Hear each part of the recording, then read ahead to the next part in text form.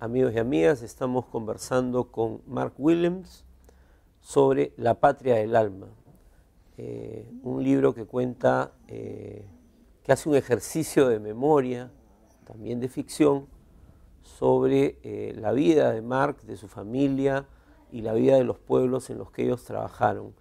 Mark, estábamos hablando de Sendero y de todos estos grupos de izquierda que existían a fines de los años 70. En 1982, si no me equivoco, en esos años, tú dejas Andahuaylas, te vas al norte de Lima un tiempo, y luego, dejas Parinacochas y luego te vas a Andahuaylas. Sí.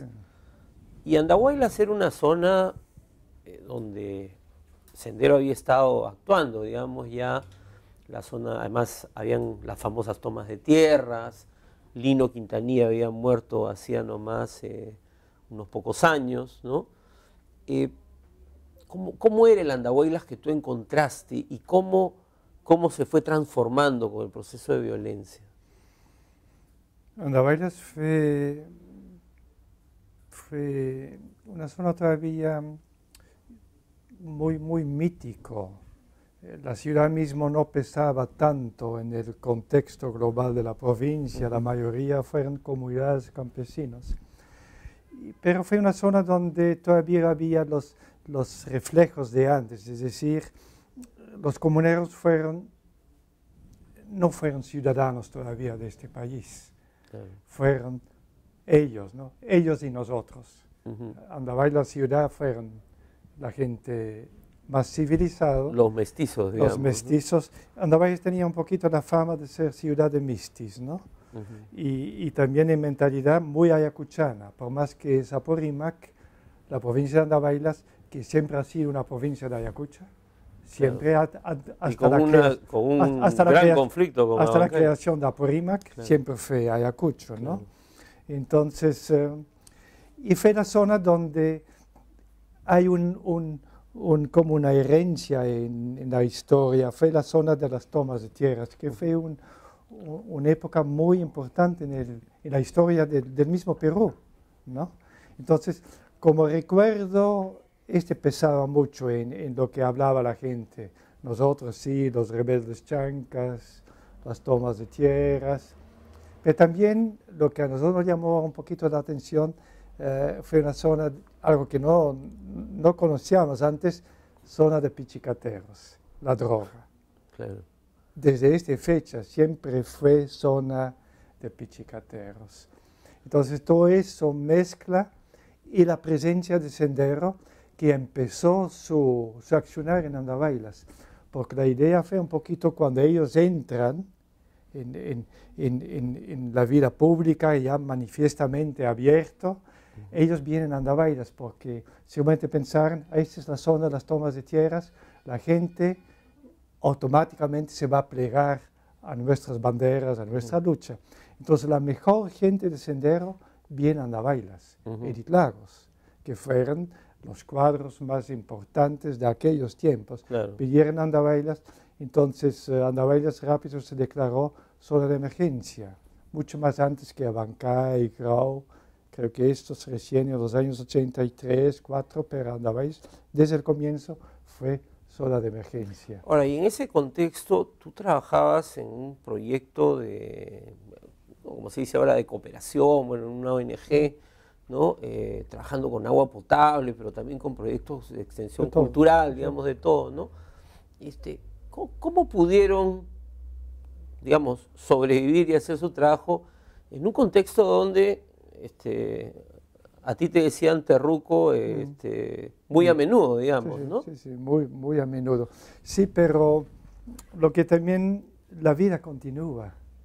Es algo que yo quería mostrar en este libro también, porque la gente no es que exagera, pero cuando tú te recuerdas de estos años 80, hablas nomás de las cosas difíciles, negativas. De los muertos, ¿no? Básicamente se recuerdan los muertos. Pero la vida continúa. Yo digo, no hemos dejado en Andahuaylas comido un pan menos porque había todo este problema del terrorismo. No ha habido una fiesta de promoción menos porque había eso. No había una quinceañera menos que se festejaba porque fue zona de emergencia. Claro, la vida continuaba. Y la gente se adaptaba, ¿no? Tú entrabas en una fiesta, a las 8 no podías más salir, a buena hora salías a las 6 de la mañana y festejaba toda la noche. Es decir, la vida continuaba y nosotros también tuvimos un poquito este concepto, yo y mis amigos que han trabajado con nosotros, es que si no estamos convencidos de algo, no dejamos de hacerlo. Por más que declaraban paros armados, y hemos dicho, no estamos convencidos, lo haremos, trabajamos. Y también la idea fue nuestro papel, nuestro trabajo es en el campo. Si tú tienes un compromiso de una comunidad, tú lo cumples. Si tú has dicho tal día, el 25 de mayo, voy a estar en tu comunidad a las 2 de la mañana, estarás ahí. Esa fue la mejor protección, digamos, para ustedes. Y lo hicimos. Claro que hemos tenido mucha suerte, me imagino que hemos tenido mucha suerte. Ahora, también, ¿no?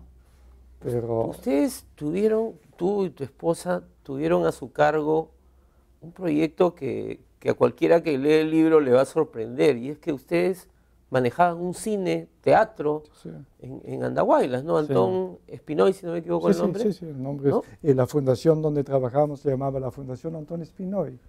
Cuéntanos cómo era eso en ese contexto. Cuando la fundación empezó a trabajar en Andahuaylas, creo que desde el año 69, fue un convenio entre una ciudad en Bélgica y Andahuaylas. Okay. Y no había gente de Bélgica que representaba la fundación. Entonces el Consejo de Andahuaylas, seguramente con la idea que el cine iba a traerles mucho dinero. Entonces, uno de sus proyectos fue, hacemos con dinero de la Fundación Antón Espinoy, un cine grande, inmenso. 1.200 butacas, los proyectores fueron proyectores de cuarzo, todavía, aquí todavía fue carbón. Tú sabías, estos proyectores acá en Lima tenían una chimenea. Y cuando hubo proyección, había humo que salía por el techo, porque el carbón se iba quemándose poco a poco, y daba la chispa que daba la luz para... Nosotros vimos proyectores súper modernos, fue la sala más moderna del Perú estaba en Andahuaylas, ¿no?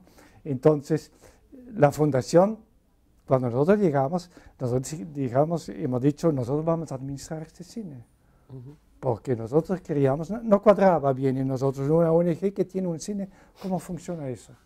¿No? Una cosa insólita, digamos. Insólita, nosotros mismos hemos dicho, no, si lo tenemos, vamos a hacer trabajo cultural con eso. Solamente queremos que sean buenas películas. Entonces hemos administrado 10 años este cine, y durante estos 10 años, una vez nomás por equivocación de Lima, nunca hemos mostrado ni una vez una película pornográfica, porque había tanto...